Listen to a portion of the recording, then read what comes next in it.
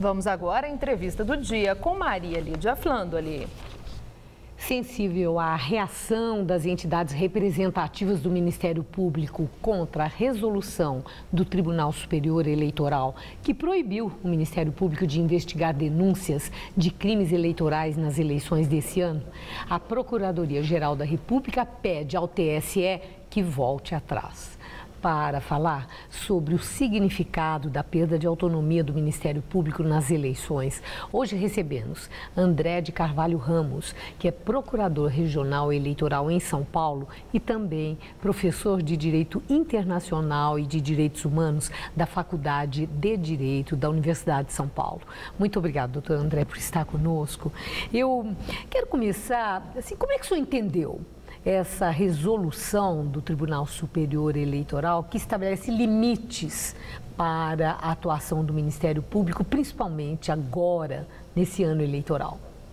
Boa noite, Maria Lídia. Quero cumprimentar a todos que estão nos assistindo.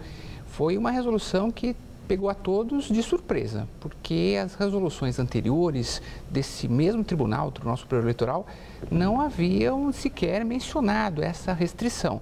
E justamente depois, de tudo que nós passamos no ano de 2013, com a tentativa de uma proposta de emenda constitucional para eliminar o poder de investigação do Ministério Público. Aquela PEC 37. A famosa PEC 37, a chamada PEC da impunidade. Entendíamos que essa fase de busca de restrição, de diminuição da atuação do Ministério Público já havia passado. Mas estamos também extremamente otimistas com a possibilidade de revisão dessa resolução agora em fevereiro. Bom, mas mesmo otimistas, tanto essas entidades representativas do Ministério Público como a própria Procuradoria-Geral da União já sinalizaram que, se não houver uma revisão nessa resolução, vão até o Supremo Tribunal Federal para resolver essa parada. Agora entra outra indagação. O que explica lá no TSE dos 7 ministros, só o Marco Aurélio de Mello foi contra essa resolução? Isso causa estranheza? Bom, Maria Lídia, temos que explicar também ao nosso espectador que o Tribunal Superior Eleitoral ele tem um papel de administrar as eleições. Então, essas resoluções, elas não se destinam tão somente à gestão, vamos chamar assim, da investigação dos chamados crimes eleitorais.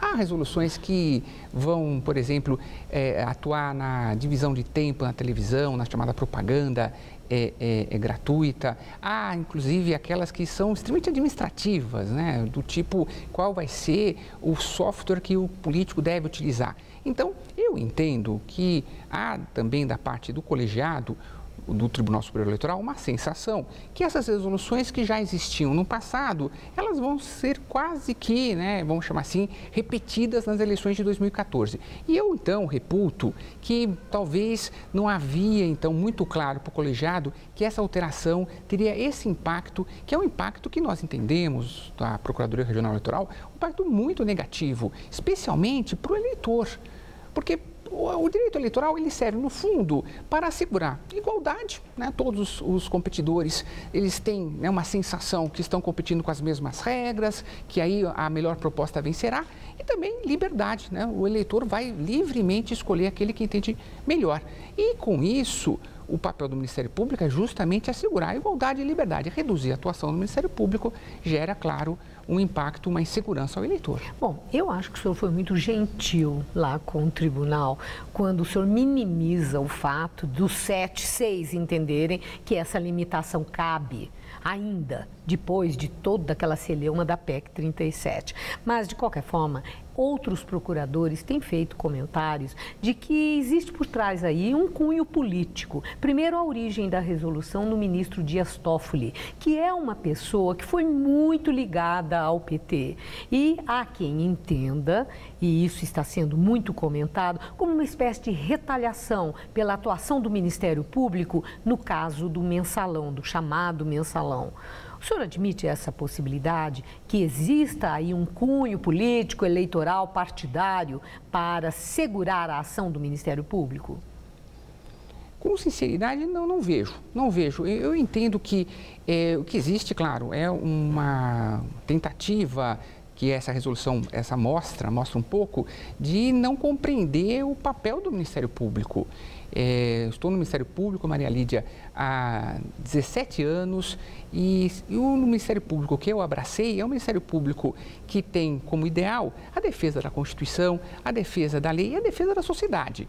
Ou seja, as nossas ações não têm, vamos chamar assim, um caráter dirigido a A, a B ou a C. Então, eu entendo que essa discussão sobre o papel do Ministério Público é bom que exista, justamente para, primeiro, despessoalizar, não existe um ataque a fulano ou ciclano. E também deve gerar da sociedade também a sensação que o Ministério Público merece ser protegido pela sociedade. Essa resolução, de alguma forma, atinge a Constituição? O Ministério Público tem garantido pela Constituição o seu poder de investigação? Maria Lídia, essa nossa Constituição, que completou ano passado 25 anos, é uma Constituição que foi inovadora em vários aspectos e foi inovadora quando deu esse perfil novo que nós chamamos ao Ministério Público, que gerou até um atrativo, uma geração de jovens formados na faculdade de prestar o concurso do Ministério Público. E essa Constituição, por exemplo, estabeleceu, olha que interessante, entre os poderes do Ministério Público expressamente o poder de requisitar inquérito policial e, de maneira geral, o poder de investigar os crimes para que possa o Ministério Público, então, de maneira independente, sem depender de ninguém, possa avaliar a situação e, eventualmente, processar aquele que violou a lei eleitoral. Doutor André, é interessante, investigador, né? Toda vez que a gente lê um livro aí, policial e tal, e diz que existe aquela clássica pergunta, a quem interessa? Então, a quem interessa?